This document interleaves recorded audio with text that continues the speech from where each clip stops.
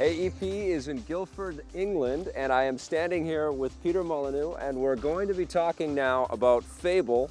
The entire world wants to know about this game. Right, okay. We've talked about it a little bit in the past. Yes. And what I want to know now is more about the details of the story and where we're actually going to be going with the game. Okay.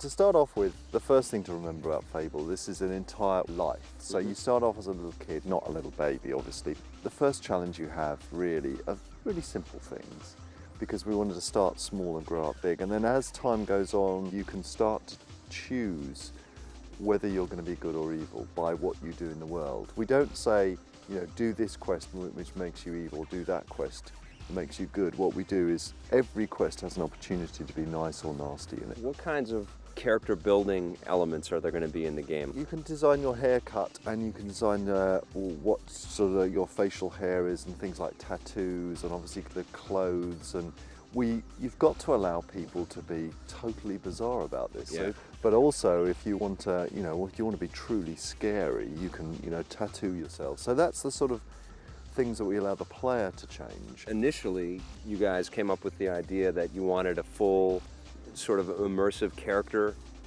that you could create as you went along, and then the story came out of that? The first thing was, what is a role-playing game? This is the fundamental thing. And we said, a role-playing game shouldn't be me being someone else's character. It should be me inside the world developing how I want to develop. So part of that, as I've said already, is what your character looks like and how he behaves and how you react to situations. And part of that is the game looking at what sort of things you've done, and those are crude things like if I use my sword a lot, then I'll tend to be bulkier and I'll tend to be bigger because I've exercised a lot.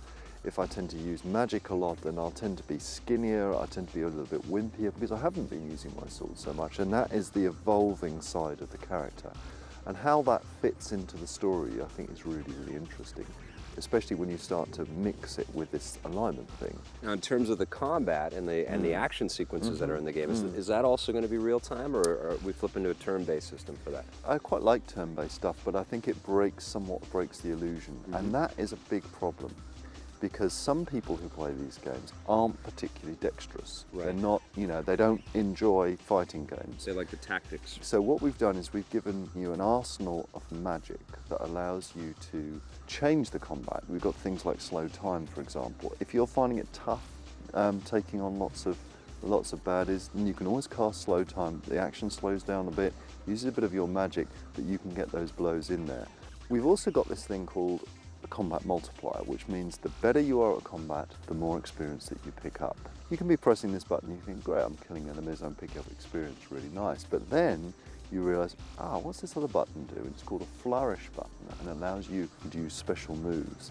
And it ups this thing called a combat multiplier, which is a thing that you get more experience for. So really, my absolute hope, and I think we pretty much will there now, is that people will be able to not find the ends of the combat. You'll always be able to get a little bit better. And that's just the melee or the sword combat. Then you've got the bow and arrow combat, which you can go close range on. You can take sniper shots with. You can unleash lots and lots of arrows. And again, that's a different kind of combat discipline. So it's the evolution of this personal experience that we can all share as well, and the fact that these amazing things go on. And it still is really cool in the game when you do something which is crazy and the world reacts. I mean, that just makes the hairs on the back of my neck stand.